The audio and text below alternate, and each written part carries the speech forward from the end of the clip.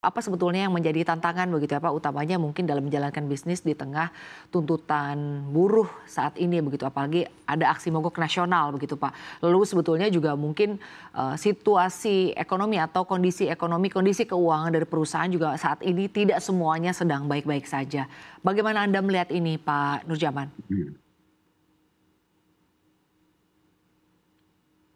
Sudah bukan lagi, sudah bukan baru lagi, teman-teman melakukan unjuk rasa, melakukan penyampaian pendapat hampir setiap tahun ya, setiap saat pada saat sudah menjadi pekerjaan rutin di bulan Oktober, November, ya, bahkan di September sudah mulai untuk melakukan menyampaikan hal-hal yang berkaitan dengan upah, terkait dengan upah minimum. Tapi demikian, kami dari awal juga sudah mengapresiasi apa yang dia lakukan. Tetapi permintaan itu harus terukur.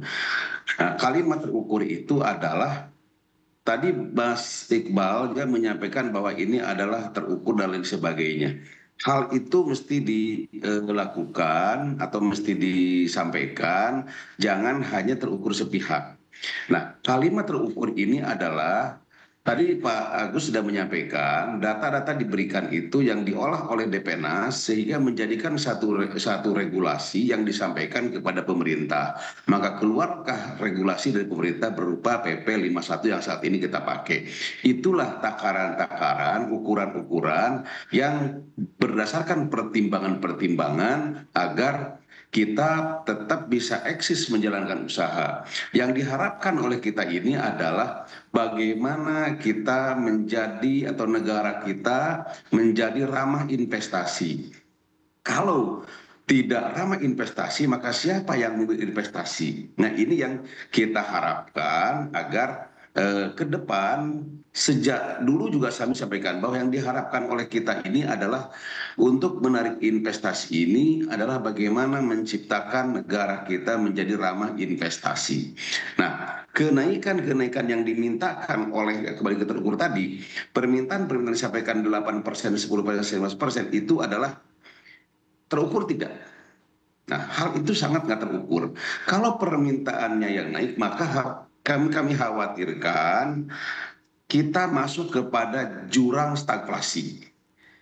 Artinya kemampuannya menurun, ya, tetapi harga melonjak. Kan itu. Kemampuan untuk harganya melonjak. Nah, itu kayak yang kita diharapkan. Nah, kalau itu sudah terjadi, maka dampak-dampak yang akan timbul itu adalah biaya operasional pun akan tinggi di perusahaan. Kalau biaya operasional di perusahaan lebih tinggi, kan tidak hanya upah saja. Dampak dari kenaikan upah itu akan berpengaruh kepada satu biaya-biaya lain. Biaya BPJS akan naik, biaya lembur juga akan naik, biaya operasional akan naik, produksi akan naik. Tidak hanya kenaikan upahnya yang sekian persen, X persen atau 5 atau 3% umpamanya, atau 2% umpamanya ya kenaikannya. Tapi dampak kenaikan itu akan berujung kepada kenaikan harga barang, harga bahan baku, harga bahan yang lainnya, sehingga cost produknya akan lebih tinggi. Kalau biayanya tinggi, cost produk kita tinggi, biaya produksi kita tinggi, yang diakibatkan oleh kenaikan yang hal-hal yang lain, maka harga pokok penjualan pun akan naik. Kalau harga pokok penjualan akan naik, daya beli masyarakat akan berkurang. Kalau daya beli masyarakat berkurang, maka kami pun juga tentu akan mengurangi produksi.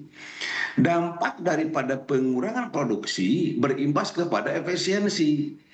Efisiensi yang paling fatal adalah efisiensi di bidang sumber daya manusia yang sangat kita tidak harapkan. Itu yang sangat tidak harapkan adalah efisiensi di bidang sumber daya manusianya. Kami tentunya sebelum melangkah kepada efisiensi di bidang sumber daya manusia, kami melakukan efisiensi di bidang di hal-hal yang lain. Tetapi itu tidak cukup. Tentunya harus melakukan yang efisiensi yang benar-benar kita tidak harapkan. Nah, itu dampak-dampak itu yang selalu kami jaga Jangan sampai kita masuk kepada jurang-jurang penambahan pengangguran. Kami dunia usaha tidak mau atau perusahaan tidak mau menambah pengangguran baru. Ada kekhawatiran baik dari sisi buruh maupun dari sisi pengusaha.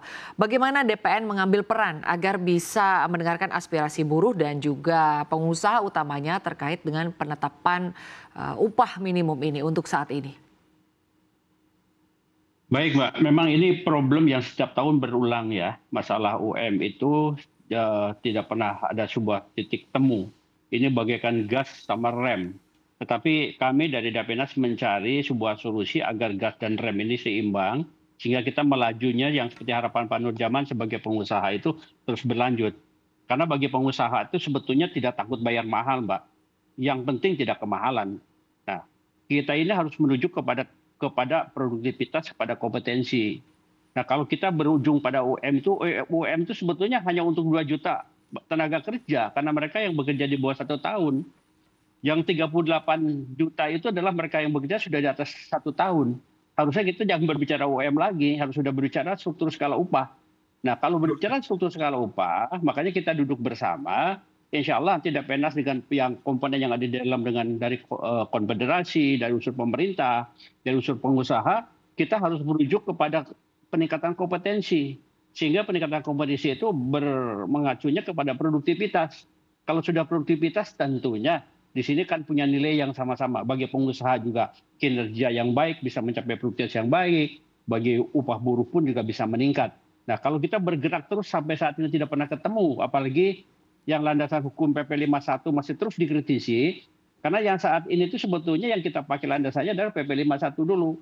Kalaupun nanti Bang Iqbal ada koreksi, ya mari kita duduk bersama lagi untuk mengadakan aturan baru atau koreksi pada PP 51 yang bisa disepakati semua pihak. Itu dulu, payung hukumnya seperti itu. Baik, nah, tapi kan tadi Anda menyampaikan bahwa ini sebetulnya kondusif, masalah Pak, yang terus berulang Pak di setiap tahunnya begitu ya, Pak. Artinya di setiap tahun selalu ada tuntutan terkait dengan kenaikan upah minimum. Nah, langkah konkret apa Pak yang bisa dilakukan oleh Depenas terkait dengan hal ini? Ya, kami ini kan bukan pengambil keputusan ya Mbak ya. Kami ini hanya merekomendasikan kepada pemerintah, landasan hukum kami, acuan kerja kami hanya PP 51. Kalau itu menjadi sebuah kendala yang tidak titik temu, ya kita duduk bersama. Karena di Depenas itu ada 3 komponen, ada tripartit di situ. Kita bahas kira-kira skim apa ke depan yang lebih bagus. Yang harmonisasi antara pengusaha dengan buruh itu harus berjalan seimbang, harus harmonis, bisa melahirkan produktivitas yang tinggi, bisa menghasilkan sebuah hasil yang baik bagi semua pihak. Jangan sampai yang Pak Nurjaman katakan tadi, memang akhirnya banyak PHK itu juga tidak kami inginkan, dan buruh juga bagaimanapun juga setelah menikmati hasil penyusunan upah juga bisa menikmati. Nah, itu tentunya peran pemerintah yang harus lebih dominan. Saya yakin dengan pemerintahan baru Pak Prabowo ini harus bisa mengendalikan terutama masalah yang menjadi kendala tentang 9 bahan pokok itu. Kalau ini bisa dikendalikan, kenaikan UM itu bisa punya arti. Jangan sampai UM-nya kita naikkan sekarang pada angka berapa, 5% atau 10%, tapi barang-barang yang menjadi kebutuhan pokok meroket lebih dari itu. Ya tidak punya arti, akhirnya akan kembali lagi berulang seperti ini. Nah, saran Dapenas akan mempertimbangkan itu semua, baik dari kemampuan daya beli yang menurun, pertumbuhan ekonomi yang juga masih rendah, tentu menjadi bahan pertimbangan kami untuk memberikan rekomendasi kepada pemerintah.